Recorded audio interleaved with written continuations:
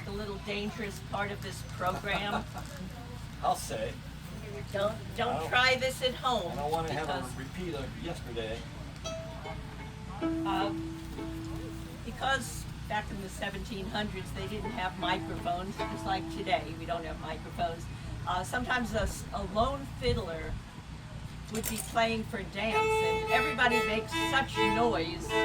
Even the lone fiddler makes everyone made so much noise that the dancers couldn't hear the music, and so they started trying to figure out ways to make the one fiddle sound a little bit louder.